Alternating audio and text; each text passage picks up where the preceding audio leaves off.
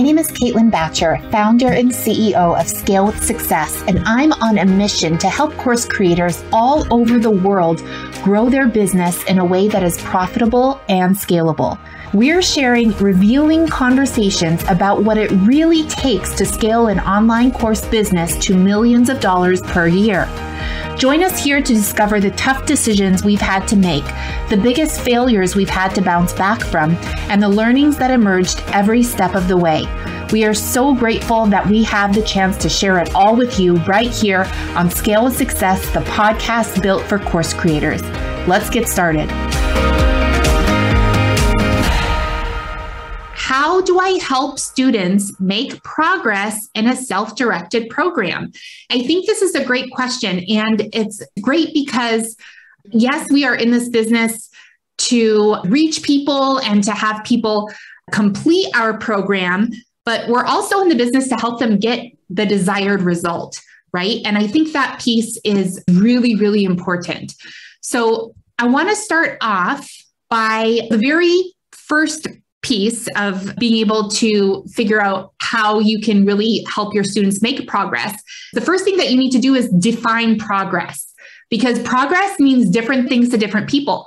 For some people, they define progress as, completing module number 1, lesson 3 or whatever. So as long as they're completing the course and producing the assignments, that's progress. That's what I care about, right? Other people say, well, I want them to implement the program, but most importantly, I want them to achieve a specific result, right?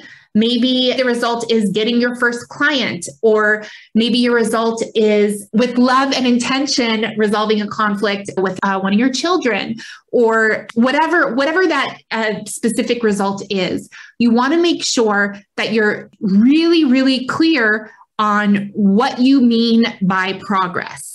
Right? And so I want to ask you guys, what results does your program help students achieve? And getting clear on what the specific result is that you want people to have from your program is really important for you to understand. And it's also important for your team to understand, because that's something that everyone can get behind. That's something that everyone can be like, oh, okay, so our goal is for each person to apply to 5 programs and to get into at least 1 program, right? Super, super, very measurable. So after you define progress, the second thing that you want to do is create goals. And these are goals not for you, it's goals for your student. So there's 2 different kinds of goals that need to be set. So number 1 is completing specific assignments from your course, right? So it might be, your goals might be complete module 1 within 7 days, right? Because if it's Evergreen, it's going to be a revolving 7 days. So complete module 1 by day 7, complete module 2 by day 14, like whatever the case is, but clearly listing out those specific goals. The next type of goal is something to achieve. So you might want to complete 5 grad school applications within 90 days and be accepted within like the first year or whatever it is. And what those 2 types of goals do is it helps give you leading and lagging indicators for whether your students are on track or off track. For example, if you're solely focused on achieve X goal by Y date, you're not going to know if they were able to apply to 5 programs and get into 1 program until the very end. And so it's going to be hard for you to get the student back on track unless you know a leading indicator that they're about to fall off track. And so for a lot of people, the leading indicators are completing assignments, right? Because probably one of the assignments is identify the programs that you want to apply to within the first 7 days or whatever it is. And so when you have those time-based goals and you share those with the student, it also helps them pace themselves, and it helps you better understand which students are starting to fall off track and need to be pulled back on track.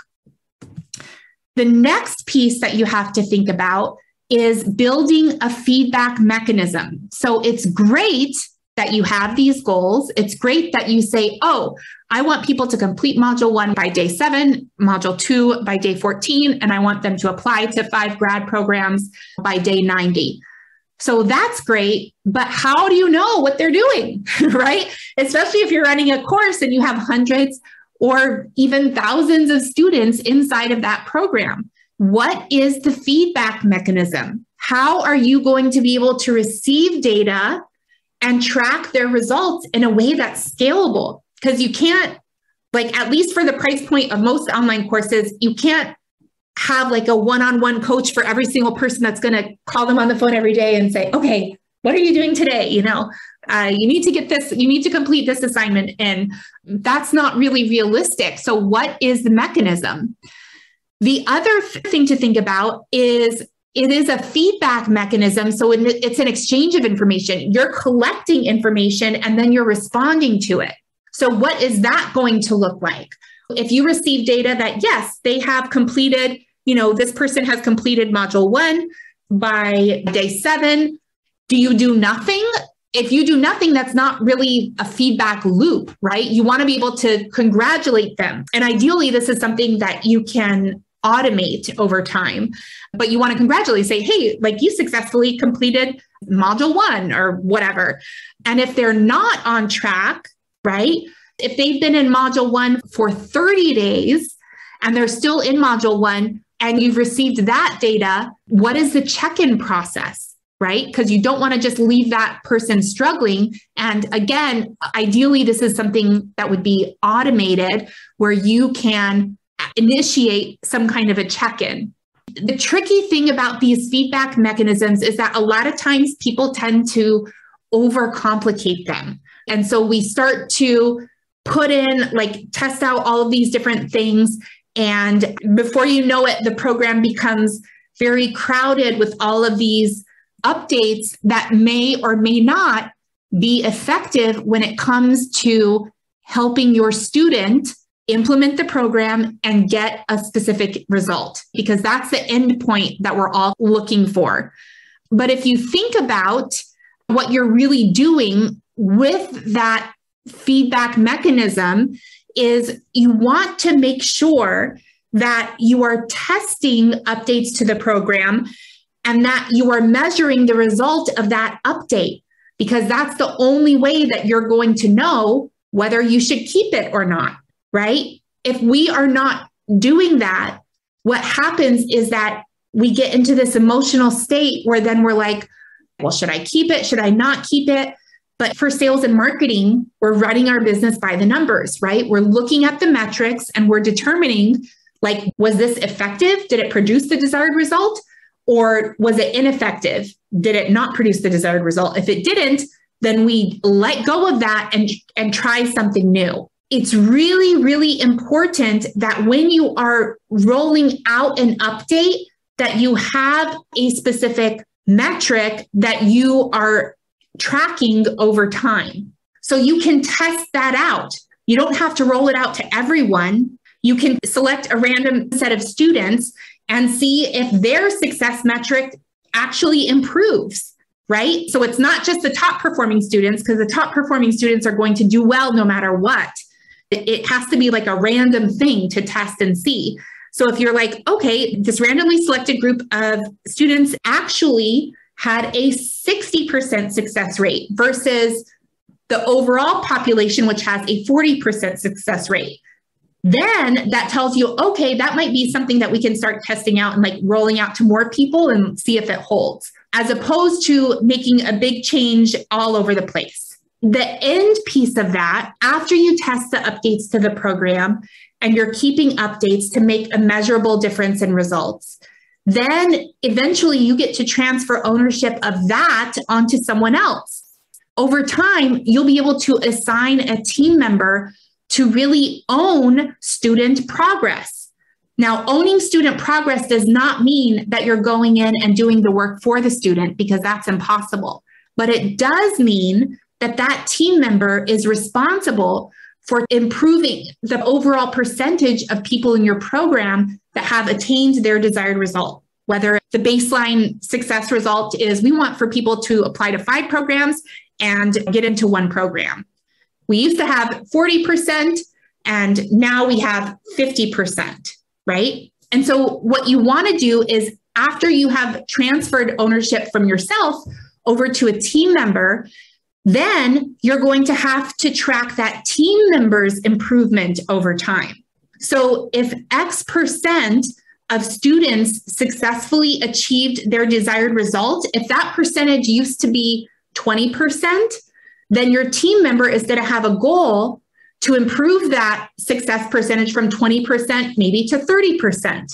Maybe that's their goal for year 1. And then year 2, maybe it's to improve it from 30% to 40%.